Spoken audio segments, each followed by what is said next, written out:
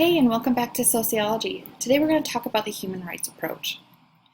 So, the human rights approach looks at social problems through many lenses.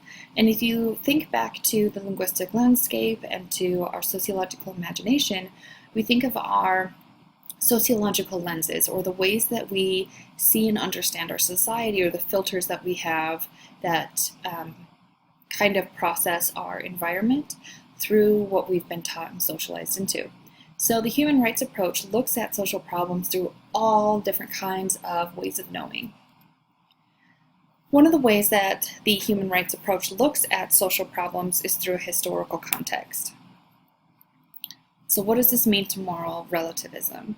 And so when I ask you these questions throughout the video, I want you to pause it for a second and then think about what the answer might be. This will help you to reinforce those neural pathways of learning, as well as to make sure that you're studying what you need to study and getting what you need to get. So moral relativism holds that no condition is inherently problematic. So really what we're talking about is when we look at moral relativism, we look at the historical timeline of social issues and understand that through how the society is constructed, some things might be problematic, or some things might not be okay, and other things might be okay, immoral or moral, right?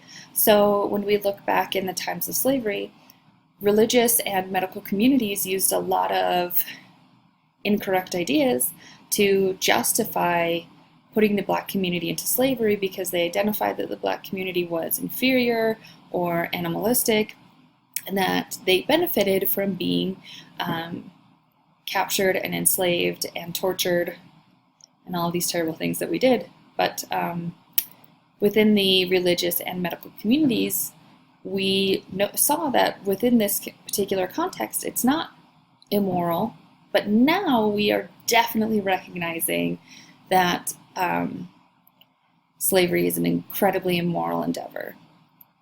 So how can this be problematic, or what issues might arise when we look at the idea that no condition is inherently problematic?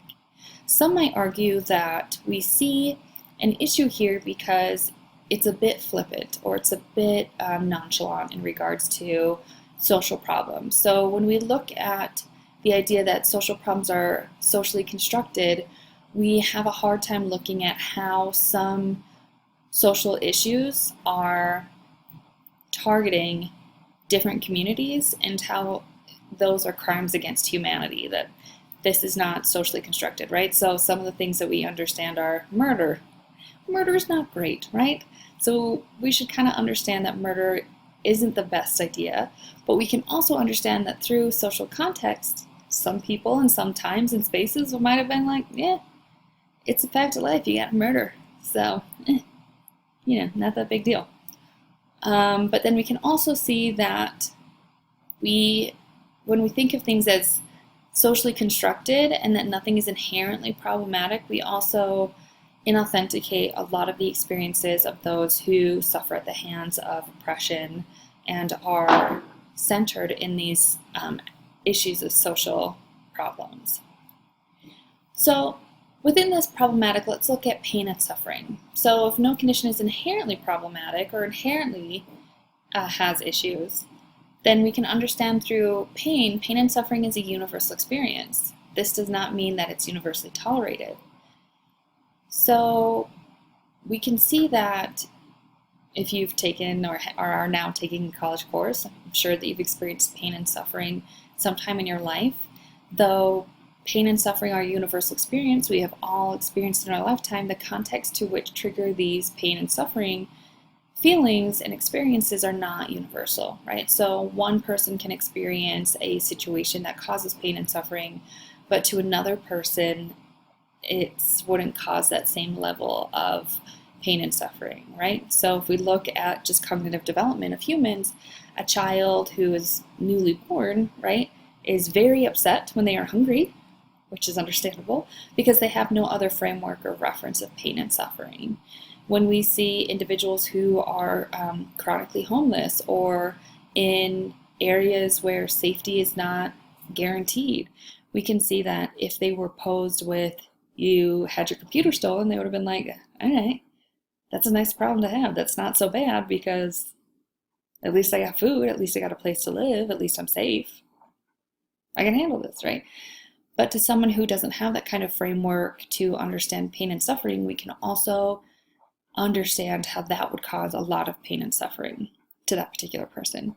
So really, all in all, in a nutshell, we can see that pain and suffering, although not universally experienced within context, we all experience pain and suffering. So that's when we start to look at movements to try to end social injustice or reckon with some of these issues that we have today. What we can do is we can start to build bridges, or we can start to build connections, because we understand this idea that we all feel pain and suffering. And when we feel these pain and suffering experiences, we can start to extend those same ideas to others. Though I might not be directly affected by racial profiling, I can understand how that would affect another community, because I've also experienced being targeted for a community that I exist within, or I can understand the pain and suffering of losing people that I care about. Our next is indignity, which is social pain. So this is pain caused by socially not being accepted, or rejection, or something that is created within the social environment between you and your environment and others in society. We see insecurity when one's existence or continued existence of one's family is threatened. So then we see this a lot in regards to cultural genocide, community genocide, and physical human genocide, right? So we see that, like, okay, so a lot of individuals who live in a construction that doesn't promise safety, doesn't promise food, doesn't promise access to resources, doesn't promise access to healthcare, those individuals' existence is threatened because they don't have access to ways to help perpetuate their systems or their family. We also see that within communities who are experiencing colonization, or communities who are being targeted by some sort of force that doesn't want them to exist. We see that that creates kind of anomie or social inconsistency in regards to the security. Do I feel safe and secure that my family will continue to be in existence? There are a lot of communities within our current country that don't have this luxury of knowing and feeling that I will be able to most likely have all of my family members come home safe unless there's a major accident. A lot of communities currently feel on a day-to-day basis this anxiety because of not knowing if their family members are going to be safe and exist through the rest of that day. Okay, so the Universal Declaration of Human Rights. So again, pause this video to check. So when was this drafted? Can anyone guess? Pause the video and think. All right, so if you guessed between 1947 and 1948, or perhaps did the reading or did some research, you are right. So what were some leading factors that led to the creation of the Declaration? What were some things contextually, socially, that really influenced the Declaration of Human Rights being created? World War I and World War II. So then, what other moral consequences were eliminated during these times? Think about what was happening across the world during World War I and World War II. One, genocide, right? So when we talk about genocide, we're not just going to talk about human genocide, we're also going to talk about cultural genocide and community genocide. Cultural genocide is when it's a systematic attempt to eradicate all of your cultural constructions. We're going to see a lot of cultural genocide when we look at assimilation. And then community genocide is when your community is being targeted, and then, which is also constructed within genocide, of when an entire community is being targeted and exterminated.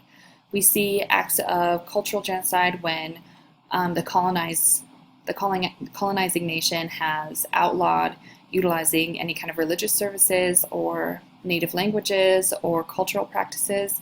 We also see this with an appropriation, right? So when the United States invaded Hawaii, we see that the ukulele was outlawed or banned. We see that hula dancing was banned, indigenous languages were banned. But you could do the hula dance or play the ukulele at white events that you were forced to perform at. So we can see that this is a cultural genocide because it attempts to eradicate the knowledge that is passed down through generations.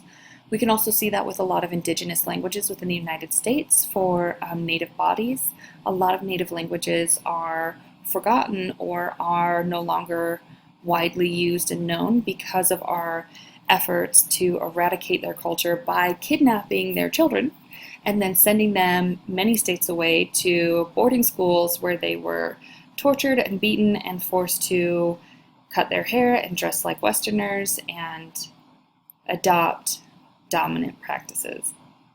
It's not just us, it's a lot of other places, right? This happened in Australia, this happened in New Zealand, unfortunately all over the place. Anywho, so what other moral consequences were illuminated during this time? We see genocide and global economic depression. So we see that as a collection, we who inhabit the world are having a really hard time to having economic stability and access to resources. So, the United Nations were addressing pressure from whom and by what means. We see that civil society or civil rights groups were really pressuring the United Nations to identify crimes against humanity, right? And we still see that today with special interest groups, civil society groups, civil rights groups, pressuring entities, both domestic and international entities, global entities, to recognize things that are happening today as crimes against humanity. So we see that within systematic targeting of communities. We see that in individuals who are murdered without any kind of political recourse or investigation.